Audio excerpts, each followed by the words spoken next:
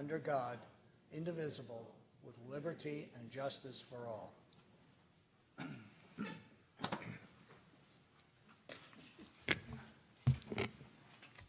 Roll call.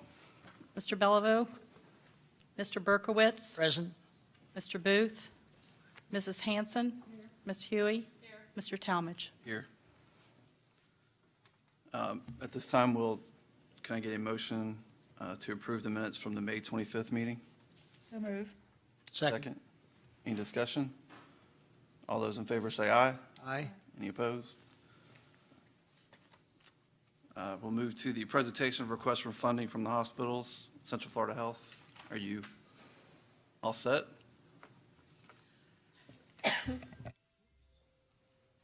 Good evening, everybody. Wait for my fearless assistant to bring it up here. I had 16 up, sorry. He's coming.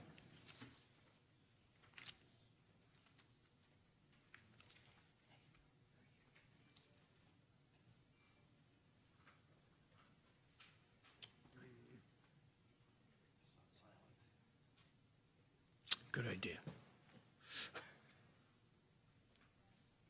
Sorry.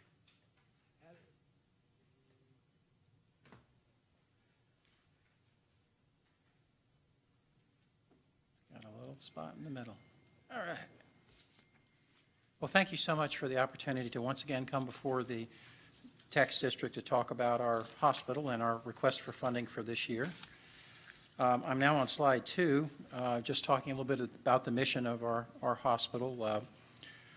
I'm Leesburg Regional. I forgot to introduce myself. I'm the CEO, Don Henderson. I think you all know me, but at least want to introduce myself for the record. But we continue to try to fulfill our mission to be the growth provider of choice, the employer of choice. We've worked very hard in the past year on safety and service and quality and also cost effectiveness. The next slide talks about LRMC. We have 1,800 employees, 261 medical staff members, and over 300 community volunteers. We actually have added beds in the past year. We felt there was a strong need in the community for senior psychiatric care, and so we've added a senior behavioral health center that's dedicated to working with those over 65, and that has raised our bed count to 320 beds.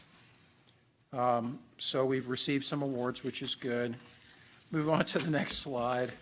Talking about the economic impact, certainly in Central Florida Health, which is our parent corporation, we have about 3,000 employees. And overall, we have about half of those work at Leesburg Regional. The impact on the community through the economy is another 2,500 jobs, and the annual impact is at $300 million, which was based on a previous economic study that we did. The next page goes through our operating statistics, which you can see there. Not much change there. We wanted to talk a little bit about our community impact statement, which is on the next slide, the smaller, finer print. I may have to use my glasses to look at this. But anyway, the charity care for Leesburg Regional all in was $14 million this past fiscal year. Our fiscal year ends on June 30th, so these are fresh, updated numbers. Benefit to the community's overall health and wellness. Talked about educational and screening programs that we've done. We do a good number of health fairs and health-related free events throughout the community, which we try to do health screening so that people, will find out if they have an issue. And we've had, at almost every health screening, we have several people that get identified that have, super high blood pressure or high blood sugars, and hopefully being able to help those folks get treatment. And also invested $11 million this past year at Leesburg Regional. And you may be aware of this, but we're also building a new emergency room, and that's actually underway. That's another 25 beds. That'll bring our total up to 67 beds, and that will be finished this next spring. So we're working hard to try to expand and modernize our facilities. The next page talks about our payer mix, which is a mix of insurance As you can see, we're pretty dominant with Medicare at 69%. Medicaid is 9%. Commercial is only 15%, and then self-pay, which would include the charity, is 6%. A little bit about our demographics, pretty much the same as the prior year. Wanted to talk about some of the services at Leesburg Regional, which we continue to provide to the community.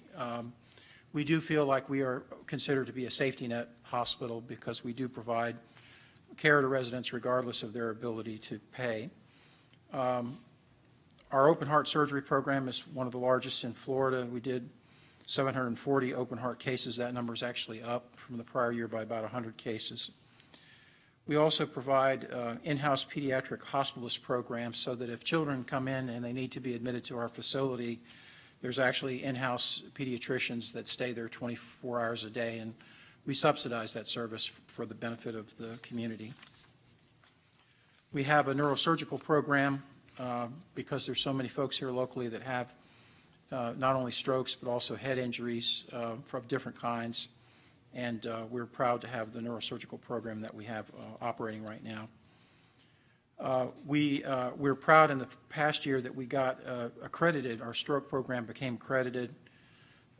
It was accredited by the Joint Commission, which is the agency that certifies these types of programs, and it's a very advanced program. And we also have linkages now to the University of Florida at Gainesville, where if you come into our emergency room and you have a stroke, God forbid, but if you have a stroke and it's something that we can't treat, like if it's a major stroke that's called large vessel stroke, that only happens maybe in 5 to 10% of the cases, but we have an arrangement now with the University of Florida that we can ship you out by helicopter and go up there, or they will perform a clot retrieval procedure. But when the certifiers came through, when the accreditation came through, they were just in awe of our system. They said it's one of the best that they've seen nationally for the type of services that we offer. So these programs are some of the things that we do, and of course the tax district funds go to help keep these programs going. The next slide is going to talk about our bad debt, charity, and uninsured care at Leesburg Regional. It's actually gone up this past year from $19 million up to $23 million, which is, if you look at the trend, which Phil has put in there, it looks like it goes up and down, so it's probably cyclical, I would guess. But we'll talk about that more in a minute. One of the reasons that we wanted to reach 3.7 million, but we came, I think, about $50,000 short this year. We kind of dug into that to see why we came up a little short. It turns out that over 400,000 of North Lake District residents actually got up to the Villages Hospital. I don't talk much about the Villages Hospital in this setting, but it's up. We just added 100 beds to it 2 years ago, and it's up to 300 beds now. And so, as the services up there have grown, more and more of the local residents are going up there. You know, if you're low income and you live in Lady Lake, you're going to probably go to the Villages Hospital because it's the closest hospital near you. But we estimate that over 400,000 of the North Lake residents in charity is now going to the Villages Hospital. So there's no way we can recoup that because we're not going to ship people down here. So this is just no way to recoup it. So that's part of it. The other thing, which is kind of a sad news for Leesburg, is that we've noticed that the homeless residents seem to be growing in our area. We're not quite sure why, and I don't want to delve into the reasons. But a lot of what we try to do is track down these folks after they get services at our hospital, and if they have no home, then it's really hard to get the information out of them because once they're gone, they just disappear. So that's part of the issue why we're coming up a little short. But we are going to request for the next year a continuation, which is 3.7 million. We also request that the chairperson of the district be granted the authority to enter into the letters of agreement. Unfortunately, I'm pretty active in the state activities. I'm on the board of the Florida Hospital Association, but this has been a tough year for LIP funds at the state level. I don't know how well you all are informed on that, but basically what happened was last year there were more LIP funds available than this year because they were supplemented by general revenues. About $200 million $250 million in general revenues. There was a totally new leadership in the House this year, Representative Corcoran, and they pulled that money away from us for other sources. So this year, which is the current fiscal year that we're in, we'll receive about $2 million, even though we hope to send some of this money up and get it matched. Right now, the current model shows us losing about $2 million from our amount that we got last year. So all those things are sad, but we'll find a way to. We'll keep on going and find a way to work around it. But it's probably going to still be that we'll ask to do a match, like we do every year. We still don't know the final model. It's still pretty much up in the air, and we've remained very active and close to it. But so far, it looks like a loss of about $2 million for our hospital on the total LIP dollars after the match. So those are reasons why we've come forward and once again requested the support. And at that point, I'll stop and thank you, and are there any questions? Thank you.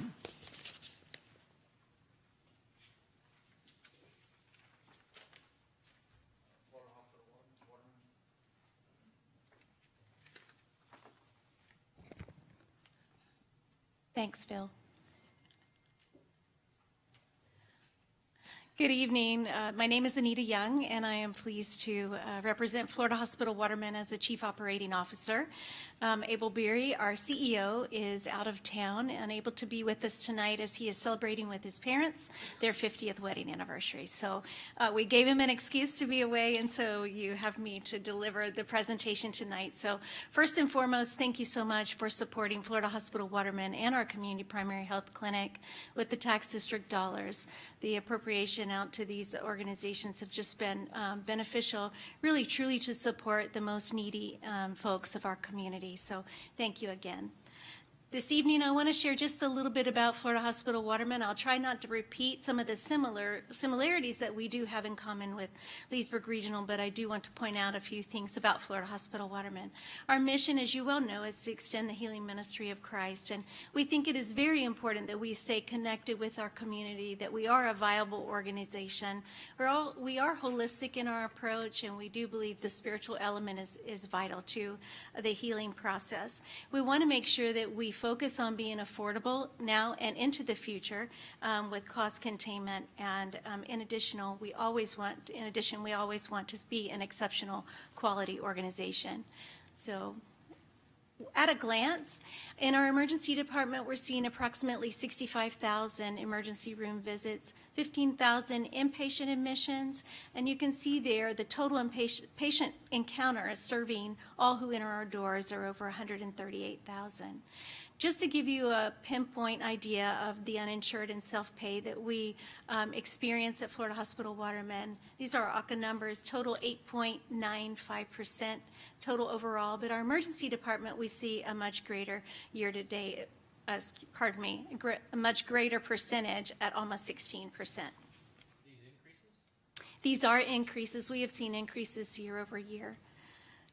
Total employees that are a part of our organization, over 1,700 members of our medical staff. We continue to grow at over 360, and our auxilians, we have active volunteers that bring to the table many of their skills, and we're happy to have them on board with us. We have been able to acquire many commendations, and you can see those there. We're very proud of our position of being in Lake County. We have two wonderful organizations within the North Lake County Hospital District.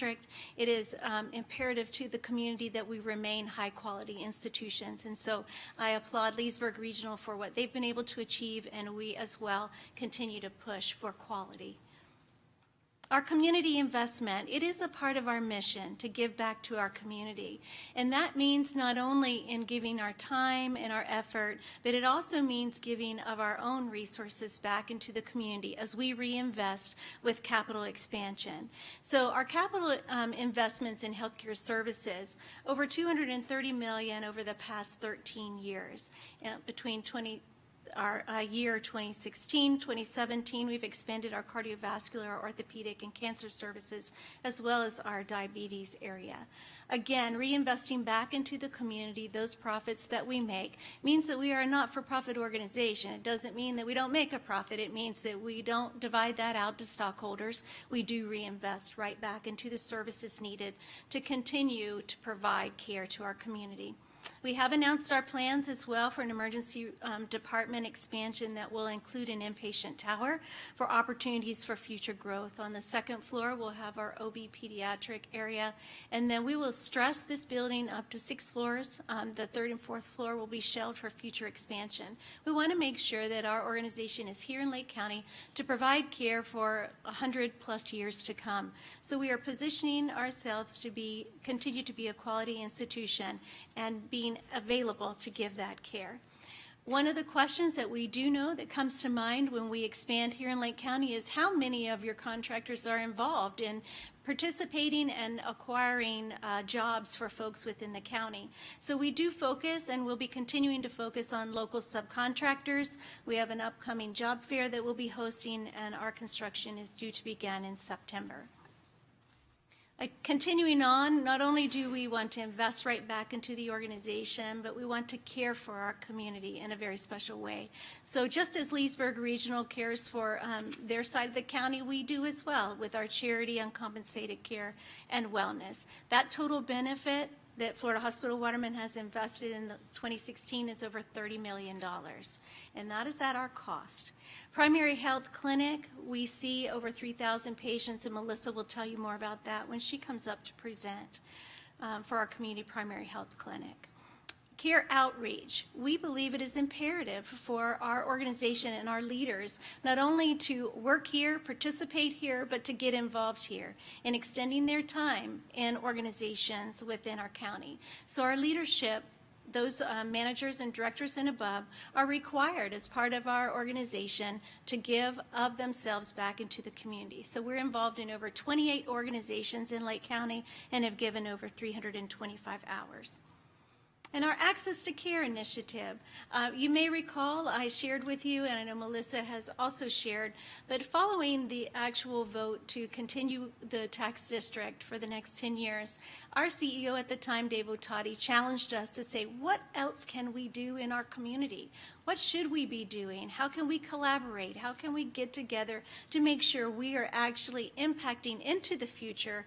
It's great what we've done up to this point, but what will we be doing in the future?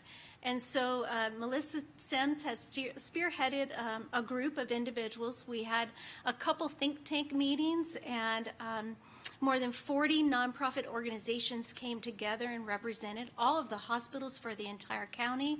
Many of our public service organizations were represented, and many of our charities across the county. During this think tank, we did talk about a focus on access to care. How difficult is it for our uninsured or our self-pay individuals to get into a medical home in our clinic environment? How can they receive care in a low-cost environment? So we looked at all of the challenges and came up with barriers to access, resource identification, and education and coordination of that education of our community citizens. The primary needs that were identified is basically we have a lot of resources in our county, but there is a lack of knowledge, not only from organization to organization, what's being provided, but also for our consumers and those individuals who truly need these resources. So the next step is for this group to integrate well with the Lake Health Partnership that had already been organized through our 5 clinics working together. So I'm excited about the future of this particular think tank and what it will bring to our county. These are individuals who truly care about indigent care, wanting to make it the best it can be, removing the barriers, and so we can get our folks back into working productive citizens and help them when they're in need. So finally, with our Caring for the Indigent, our request today for this 2017-2018 year is $4.197533. So $4.1 million. We are requesting this amount based on what was received last year as a 3% increase. You can see from the diagram here that our qualified indigent visits that were submitted over 4 million. The tax district funded us this past year at 3.6, and there was a difference of $418,000. Thank you very much. It made a significant difference. Did it cover all of our charity care? No, it did not. The actual charity care that was provided at cost is over $16 million. So while it made a huge impact, nearly 25% or just shy of that, it does not completely cover. So the need is still present, and we appreciate all that has been done over the past, and just ask you to consider this request and funding this request moving forward. In addition, as Don mentioned earlier, we would encourage you to allow your chair to have the authority to sign documents with ACA in the future that might be made available for us to maximize these tax funds for the benefit of our community citizens. Thank you very much, and I'm happy to answer any questions. Any questions from the board? Thank you. Thank you. Next, live stream.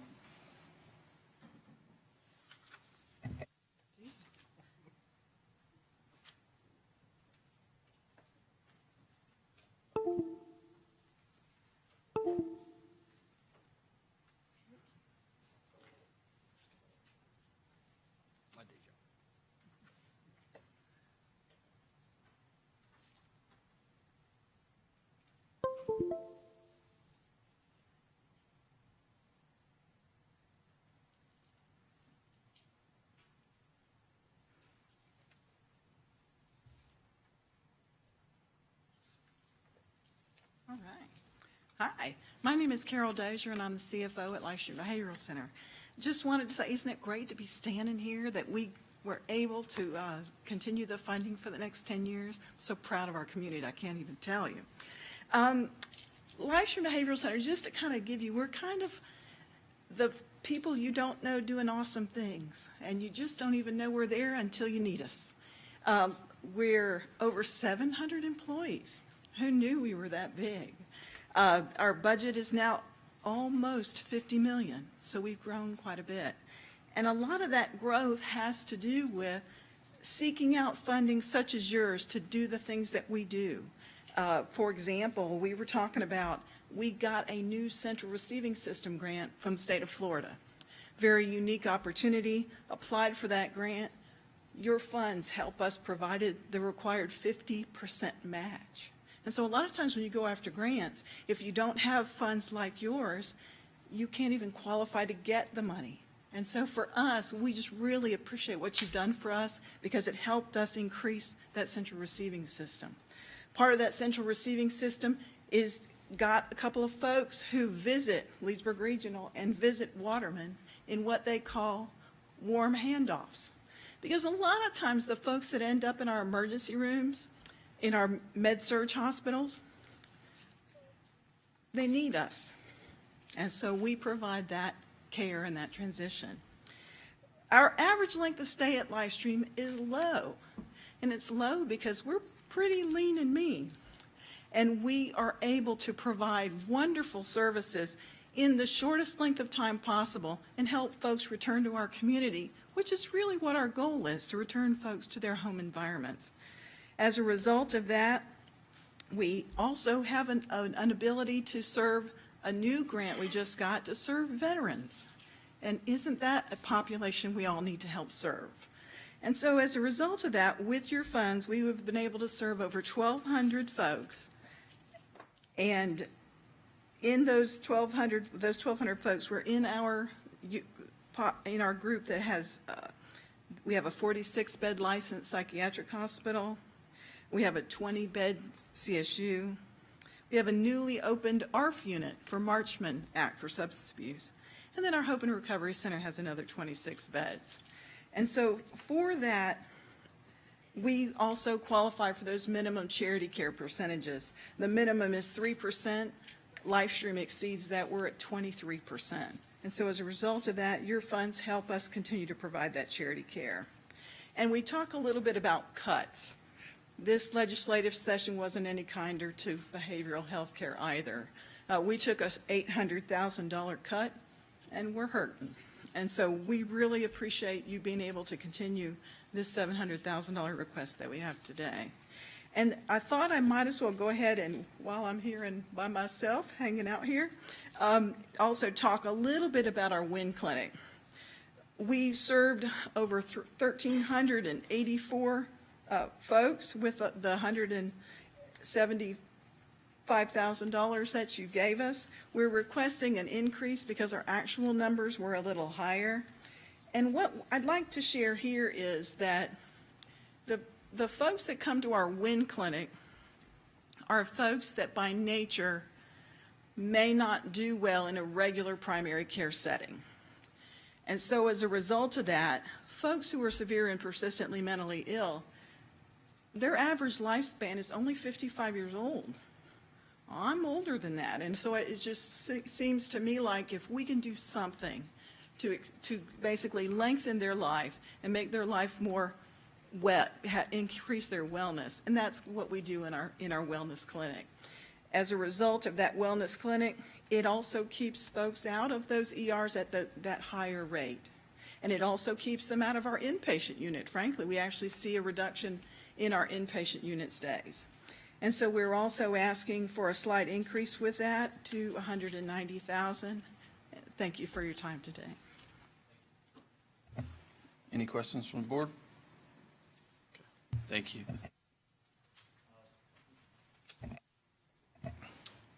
Next, we'll move on to our clinics, community health centers.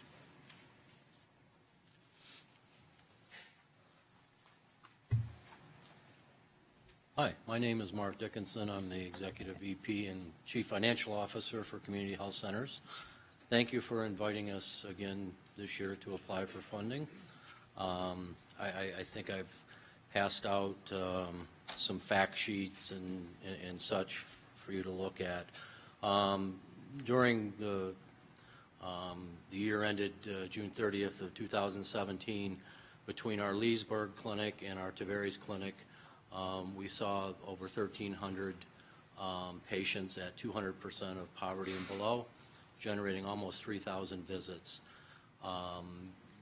The visits, the laboratory costs, the pharmaceuticals associated, well over $1 million of services provided just at those two North Lake County clinics. We're really very proud of those clinics. Tavares being rather new, we're already shoehorning in 2 more exam rooms and another half-time family medicine provider because the demand has been so high. Same with Leesburg. We purchased a 5,000 square foot building right next door to our existing clinic to expand services in Leesburg as well. So we are trying to, as an organization, step up to help meet the needs of the uninsured, the insured. We see everybody. If you guys aren't familiar with community health centers, we see everybody. We saw last year 62,000 patients in our clinics across Orange and Lake counties. About 38% of those individuals were at 200% of poverty and below. And on a visit basis, between our medical and dental programs, about 230,000 visits, and about 33% of those were uninsured visits. So as you can see, every little bit of money that we can get helps us. I don't try to go overboard with my funding requests. I try to keep it minimal because there are a lot of great organizations here that we all need to kind of share the same pot of money. What I am requesting is a slight increase over what I asked for last year, but it only represents over our billings about a 3% increase. So I think we had a budget of $200,000, submitted billings of $213,000, and we're requesting $220,000. And I anticipate with the projects going on in 2018 with those expansions that we will see many more uninsured patients. Thank you very much for your time. Thank you. Any questions? Yes. You said clinics in Leesburg and Tavares. Yes. You're throwing out numbers. Were those specifically The numbers I put on our funding request were specific to Leesburg and to Tavares. I gave you overall numbers for our organization because our organization is, encompasses 2 counties and is rather large. For Lake County as a whole. Can you turn your mic on? Mike?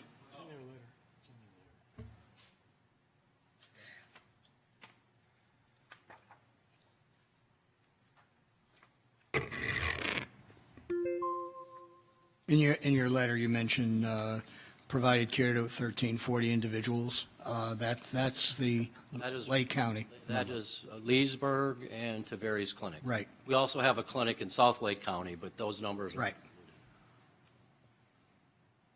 So your 3778 is your North Lake. 3778, I'm not sure. Community Medical Care Center. Community Health Center.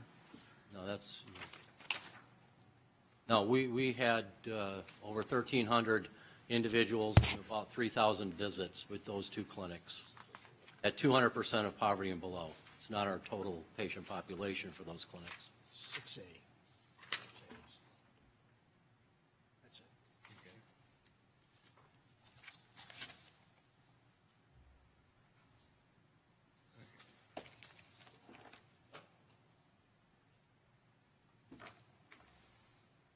I must apologize, I had a hard time getting to my website. And then when I tried to print from it, that was another joke. So I'm having some discussions with Meredith after this thing, after trying to figure out a way to see if I can get some ease of getting into my stuff.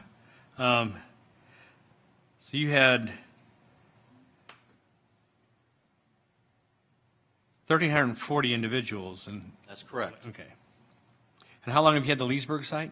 Well, the Leesburg site we've had, it's been since the early 90s, I do. Oh, where's it located?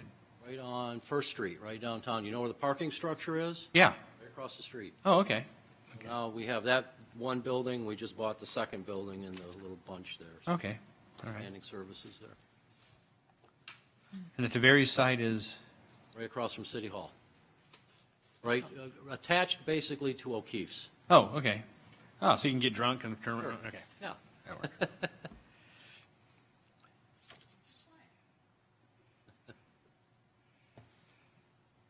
Okay, thank you very much.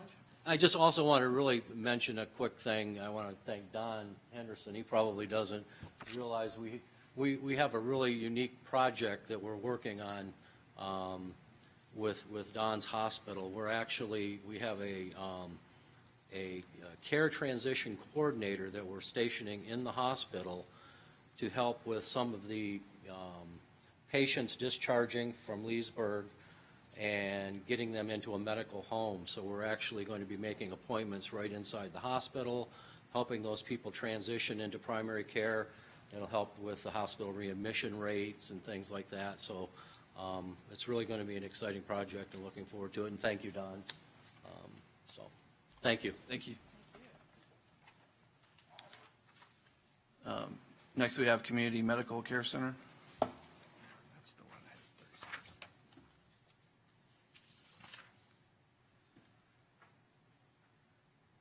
Good afternoon. I'm Bill Jones, the Executive Director of the Community Medical Care Center. For the past 21 years, the CMCC, as it's known to our clients, has helped provide medical care to the most medically needy in our community. Our patients are now not eligible for Medicaid.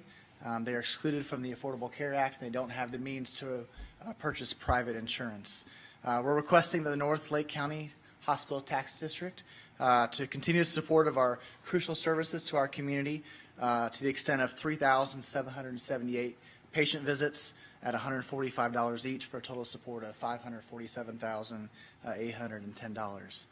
Since opening our doors in 1996, we've provided over 100,000 patient visits, recently averaging about 425 patient visits each month, and about $2.2 million in free services and medications each year.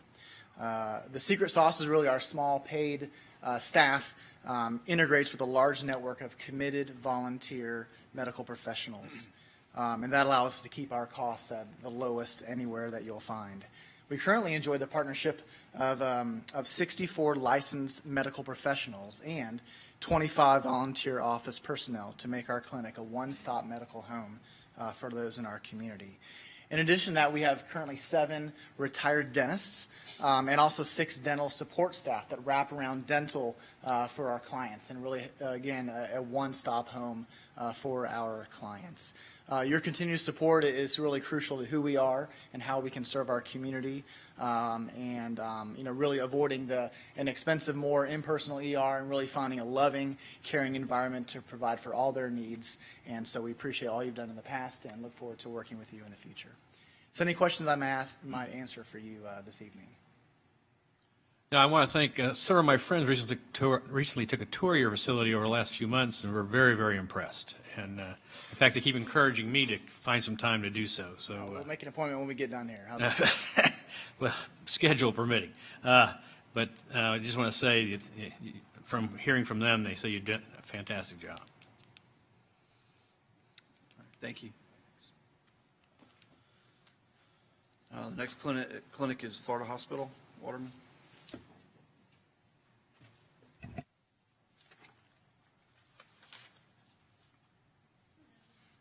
I have a printout of what I have to present, so quick, 2 slides.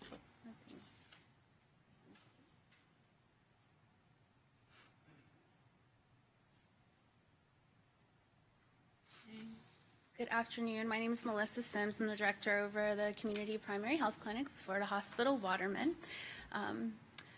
A lot of the same information to present again, and again, say thank you for the funding and reviewing our request for funding again this year. Very similar demographics as the rest of the county, but you can see we continue to see uninsured patients only. They have to be Northeast Lake County residents. And then just starting this month, we have increased the income threshold to 200% or below the federal poverty level. Prior to that, we were working at 150% and below. So we've just now increased that. With that, 77.6% though of our patients do end up at 100 or lower, the federal poverty. 44.9% of patients do range in the 50 to 59 age group, and top cities of residence are Eustis, Mount Dora, and Tavares. Diagnoses have not changed. Our top, our patients, hypertension, hyperlipidemia, GERD, obesity, and diabetes is mainly what we see in primary care. To give you an idea of new patients seen, we saw 232 new patients last year between July and June. That represented, they indicate, we asked them when they come in as a new patient, how many times have you been in the emergency room over the last year? And based on those new patients, they indicated over 224 visits to the emergency room. Just pulling some statistics from an AHCA site, which is the floridahealthfinder.gov. Based on Florida Hospital Waterman and the self-pay, it's not age-adjusted, but self-pay rate for an average ER visit is $4,600, a little over that. So if you just took those 200 and so visits from those new patients, it would amount to over $1 million. And with them now having the clinic as a medical home, that gives them an option to go and come to the clinic rather than having to go to the emergency room for their care. We saw from July 1st to June 30th over 2,100 visits. As Anita indicated earlier, we do see over 3,000 visits, but that's accumulated to social service needs and education programs that we may run and have available for our patients. This is specific to just the clinical visits for the tax district. Over 534 referrals to specialty care providers and services, and our allocation request this year is more than last year, and again, that's due to the increase that we saw per visit that was approved, but based on the same number of visits that were submitted this past year. On the reverse side, you'll just see some great comments we've received back from our patients and just some highlights of new things that we're doing or things that we're continuing to develop. Hepatitis C treatment is available for free from the pharmaceutical companies now for patients if they meet the criteria with genotypes. And so we have completed, by the end of this year, 9 patients who will have successfully gone through that treatment. It's a much quicker treatment. I think it's 12 weeks that they can complete it in. And then we're starting to where we're going to be doing it quarterly, and we'll be able to treat at least 20 patients per year if we have that need present to us at the clinic. And that's huge, because these are patients that are utilizing the emergency room very often for care if they don't have treatment and help. Social services is something I'm really proud of. I think all of us as clinics are looking at social service needs and really trying to address the patient as a whole and offer them services while we have them in front of us. Homelessness, food and nutrition, anything. So we're starting to track that and really provide those services to patients, help them with Medicaid denial letters, help them with food stamps, and again, offer those services to them when they come in. Also working with many of the other organizations, as Anita had mentioned, we've gone through some think tanks. We're developing our Lake Health Partnership to include more members, to start having more discussion about what really we need to do in Lake County to make an impact and what those barriers are and how we can address those together. Care management partnership with the hospital, we're continuing to also enhance. So our care management team in the hospital identifies patients and sees patients and does direct referrals to our clinic. And just since January of this year, we've received over 124 referrals from the care management team. Those are patients they've already talked to and discussed the clinic with, that we can then call, follow up, and get them in as primary care patients. And that's been a very successful program, and we're continuing to develop that as well. Oh, are there any questions? Thank you. Thank you. Next, we have live stream, but okay. St. Luke's Medical Clinic.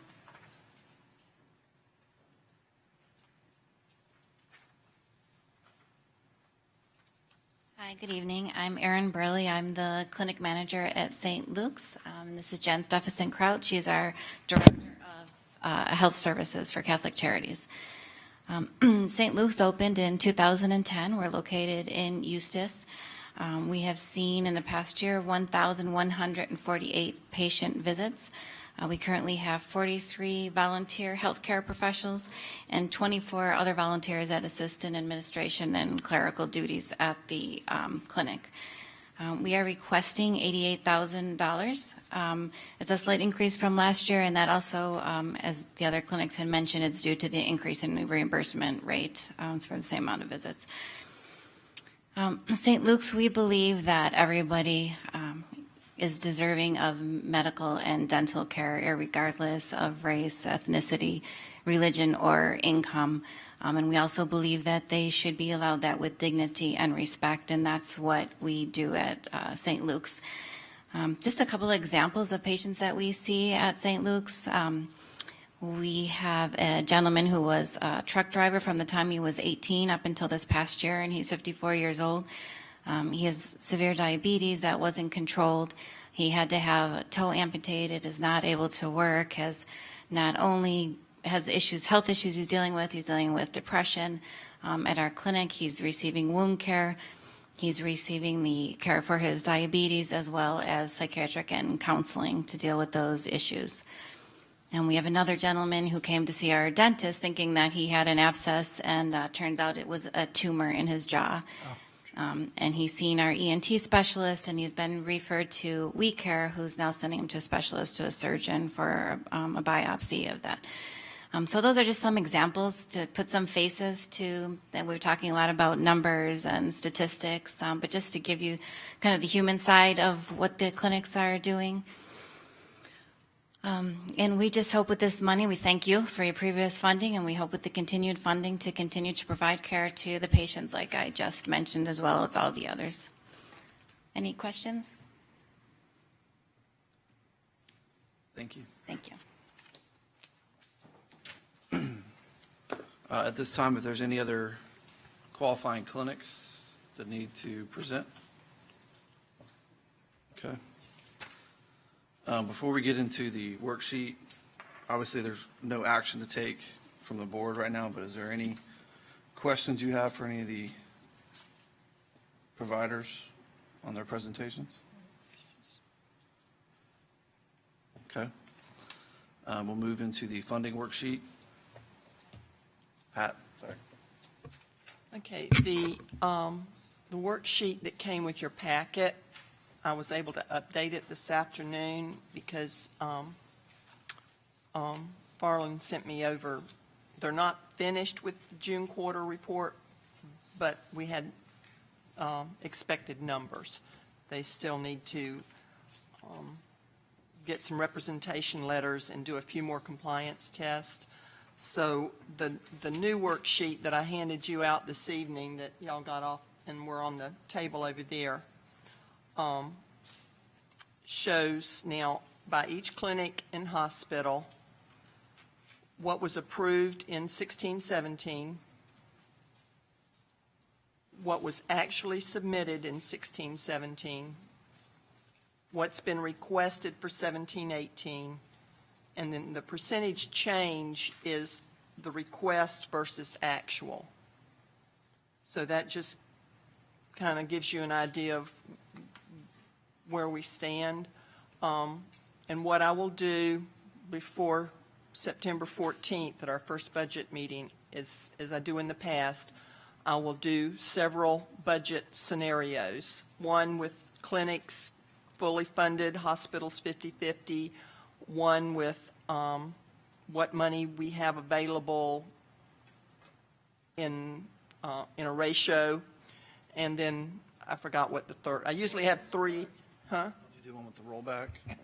Yes. So I'll have those scenarios on a worksheet for you for the. Just a quick question, since I'm rather new at this. Do we know going forward what the revenue will be that we'll be obtaining through the taxes in the coming year versus the revenue we obtained in the past year? It will depend on, right now, on the trim notice, I always set the millage at 1 because that's the most you can have. If you approved 1, it would be 95% of 10,786,000 would be your total budget, not the money for the care, because I've got to do the administrative cost and then see what's left. And just, off the top of your head, is that an increase over the approved funding total that we had in this current Yes. year? To what extent, do you know? I don't know yet. Okay. Because the administrative cost, I mean, the tax collector gets a 2% commission, so Okay. if revenue goes up, that 2% goes up. The property appraiser actually sends a budget. His budget increased. Okay. So That's helpful. that's Thank you. what I have to do with the administrative cost, and then the fallout is what's left for all the medical care. So I will start working on those. And then at the first budget meeting, September 14th, at that point, you pick which of the millage, the rollback, what I'm doing this year, I'm doing the 1, the rollback, and in between the 2. So I'll have 3 budget scenarios and then 3 scenarios for how to split the medical portion of the budget. We get to pick, not the county? We get to pick rollback or full or, oh, wow. And you two are new, so Oh. are you okay with the options she's laid out? Oh, yeah. Something else you want to see? Yeah. Okay. I'd be happy to collect the taxes for nothing, but I don't know if that's. Well, but in terms of, she'll give us presentations of splitting them different ways. Oh, yeah, Is no, there that anything else that you want- sounds, okay. very reasonable and rational. I didn't know we had such power. I thought we were just told, here's your amount and this is how much you get to, No, the only thing you're told is you cannot exceed 1 mil. okay. And the other thing you're told is you are not allowed to budget more than 95%. And that's because if everybody paid their taxes in November, you would not get Correct. the full amount. So you can't budget 100%. That's why, and also the last meeting in September, which will be the 28th, is when we'll know if we have funds to reallocate among those that submitted costs above their funding. In other words, if there's any money to roll over from Do We'll we have do to it. do we have to allocate this year any leftover money? We'll do a budget amendment. Or do for they this roll year. over to next year? No, sir, Oh, we'll do so- it. Now, there will be rollovers because trying to remember which one, the property appraiser, if he has any extra money, rolls it into the next year. The tax collector sends a check end of October or November. Well, you never know what that money is, and you can't. One year it was 140,000, another year it was 20,000. So I leave that out of the equation because you just don't know. But right now, what we're looking at is 8.4% more request for 2017-18 than was approved in 2016, 2017. So, you know, and I assume we're not going to get 8% more money in revenue, so that there's going to be some tough decisions down. Right. in That's why September. I will do various budget Right. scenarios, so you can see where it would actually fall, and then true up. Now, also understand, I've got the checks tonight for the June quarter, and if when the CPA firm finishes their compliance audit, if some of that money was overpaid, we will withhold it from the first quarter checks that go out in January. That's the way the statute's written, and we'll take care of that. Okay. The other spreadsheet I did for you, just for general information, is for this year that we're in now, that will end September 30th. And that just tells you each clinic and hospital, what was funded, and then each quarter. The top line is, as you see, is what was submitted. The second line is what was actually paid. And what's, as far as funding, what's remaining. So there's about $90,000 right now on the table. But I believe, I have a memo, Sim Humor. Okay, Carol, you want to come up here a minute about live stream? If I remember correctly, they used the wrong, Cost to Cost. charge ratio. yes, Our for cost 2 to years. charge ratio had not gotten properly updated, and so we brought that to the attention of the auditors and gave them the proof that they needed to verify that rate, and it comes obviously from ACA, and so we have presented a request to have that paid to us. What's that amount? $256,000. So Which way does that go? They were overpaid? they or were underpaid? underpaid, Significantly underpaid. yes. Okay.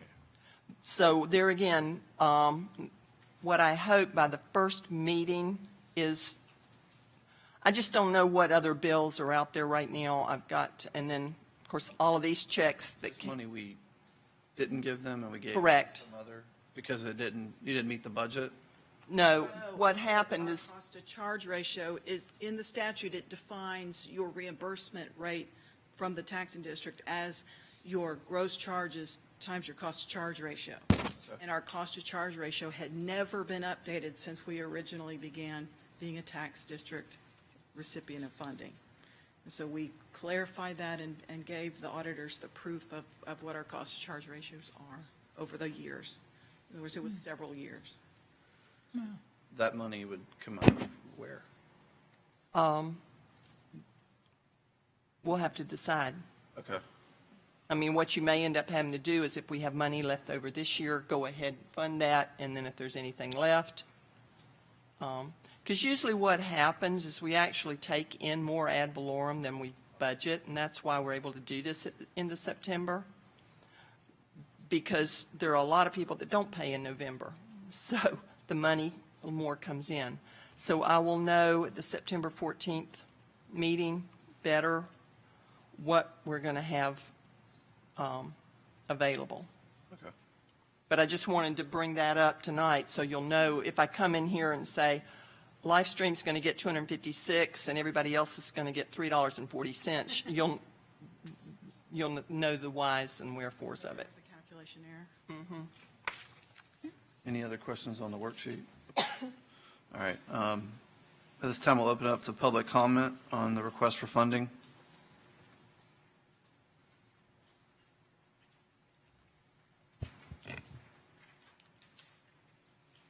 Vance Yoakum, write the blog fiscalrangers.com. As always, I kind of look at this from a taxpayer perspective and also from a transparency perspective. And one of the things is I go to a lot of the cities now, the county, the school board, and that most all of them are able to produce all the attachments supporting the documents that the board gets 3 to 5 days before the meeting. And yet here we had 2 spreadsheets that were not presented at all. I was on the website today, the ones that would list these consolidated amounts, the amounts for each of the requesters. And it also, I'm just surprised we don't have any estimate of the total revenue he asked, and that should have been on here so that we could see what the total percent was and compare it to prior periods. And I'm saying to you as a board, I think that you need to request that you get more timely information, or you set the meeting at a different date, but just to have to wait until the very last minute to get these schedules here, I don't think is appropriate governance. Thank you. Thank you. I will tell you, I got this information at 3 o'clock this afternoon.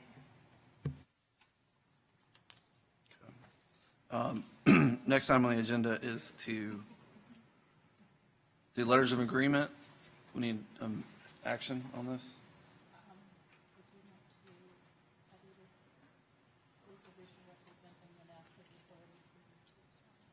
Okay. Phil Braun with Central Florida Health. Maybe I can shed a little bit of light on what is happening. As Don kind of already mentioned, the state and the LIP funding and dollars from the federal government that come down to the state of Florida is in really, lack of a better word, chaos right now at the state level, and ACA is scrambling hard to try to find a way to pull these federal dollars down at the expense of just a few hospitals who happen to have IGT dollars.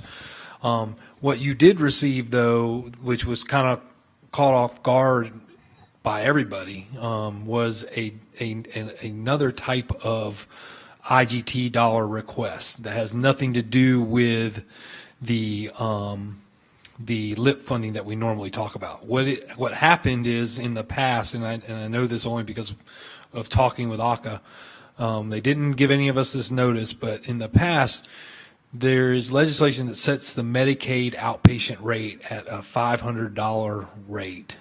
And in the past, they've been able to bump that rate up to $1,000, but they've only been able to do that through the use of a set few hospital IGT dollars. They wouldn't tell us who that's been, but historically, a group of them have volunteered to do that to get that rate up. This year, instead of going to those, because somehow it got written out of a line item during the legislative session, and nobody really can tell me why or how that happened, but it just kind of disappeared, the names of those hospitals in that requirement. So in their wisdom, they thought, well, they would just send out a bill to previous IGT dollars, people who have sent IGT dollars. They would just send one out, and they kind of divvied it up kind of how they felt was fair. So I would request that you not sign that. We don't support that. It doesn't provide any benefit back to the county for you to send your money up and help raise the statewide Medicaid outpatient, because we feel like there are other players who should and will step up to do that and should step up to do that, but not that was a 470. Yeah, so that was not sent on behalf of Leesburg, although our name was on it.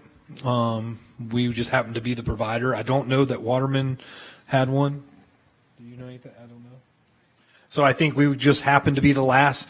We sent IGT dollars up last year, so our name was one of the ones that got kind of randomly chosen. I understand that we were like I think they split it up among 25 different funders, and we were like on the bottom, like the 25th or something. That's probably why it was as low as it is, but yeah, we don't support that one. As for the other one that we've requested the chair be able to sign, we would only do that if we felt like those dollars were going to be returned back to Lake County in the form of providing additional care services. So And this is does that help? This is for Waterman as well? Well, Watermen will probably also be, we really, none of us know. I would say they're in the mix, just like the rest of us trying to figure out what happens to the 1.5. You know, the federal government promised Florida 1.5. It sounded really good on paper, but I will tell you, I think the federal government was laughing when they said that, because they're like, good luck getting the matching funds to get it. I mean, so it's like, it was all good news and press release that we're going to give Florida 1.5 million. But how do we get it? That's the question. Billion. Sorry. Yeah. I don't know why I said million. So this thing that's on here has nothing to do with you? No, indirectly, but no, we did not request it. We do not support it, and would say do not enter into that agreement. Okay, thanks.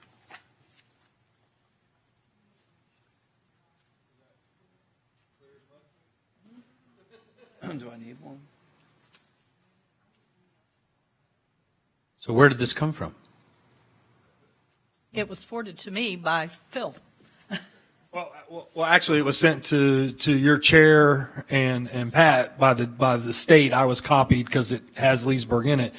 And the state, as I was explaining, the state just kind of picked 25 providers that have access to IGT dollars, which is what your tax dollars are, intergovernmental transfer dollars. They can be used for intergovernmental transfers. So they picked, I guess, I think there was about 25 that gave money last year. Was that about right? About 25 hospitals out of 80 something with IGT dollars gave money up to the state last year. And I think they used those same providers and said, hey, we know you have IGT dollars because you sent them up last year. So we need to fund this thing we used to fund another way with your dollars. So it's kind of, and never called us, never contacted us. It came, when it actually came, I actually thought it was for the $1.5 billion LIP funding. And it wasn't until we looked at it closer and I was like, what is this outpatient stuff? I don't remember that being part of LIP funding. So I'm confused. yeah. Is there a downside to taking no action On which one? on the letter of agreement that he's referring to? Well, if we don't, and there is LIP funding down the road, we can't support it. But this letter of agreement that you got this time has nothing to do with the 1.5 billion. They are simply asking you to send $475,000 of Lake County money to increase the overall state outpatient Medicaid rate. And I would bet that it will get increased anyway, because there are other providers out there who have historically done this. There's other governmental agencies across the state that have historically provided enough money to do this. So where is this $418,764 coming from? It is the money that it is divvied up among there are other governmental agencies. Some I don't know what they've been asked to give, but some have probably been asked to give $1 million. Some have been asked probably $500,000. And what they're doing, they're asking for that so that they can increase the Medicaid outpatient rate. They're asking for those dollars overall state. Where this 418 would come from is out of the money this board would allocate to LRMC. Well, it would come out of the tax funding. I don't know that it would be fair to say, since it's going to a statewide increase in Medicaid rate, it's not going to LRMC's rate. It's not going directly to us. There's no benefit of that 400,000 other than to a statewide funding. And the only reason we were named, $2 not benefiting local at all. Right. no, I mean, there would be some incremental benefit. It's not going to, Dan, I don't want to speak for you, but I don't think it's going to increase our benefit by 417,000. Maybe 10. It's not direct. Not like No, it's not direct. No. I would prefer a motion to not reject this, so that when I'm back in the office next week, I can email ACA and say our board has declined this agreement. I'll be glad to make that motion. What is the motion? To deny. Reject. Any discussion? All those in favor, say aye. Aye. Any opposed? That was easy. Do we do that now, or do we wait? That's what I thought we were trying to get a motion on.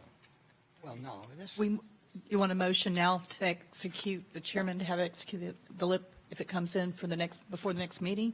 I mean, there's a possibility. I don't think it's going to come in next meeting. It could come in anytime between now and October, is what we know, but we don't, that's about all we know. And the reason we ask that the chair be given that is because once we get it, there is going to be a quick turnaround and may not have time to have a meeting.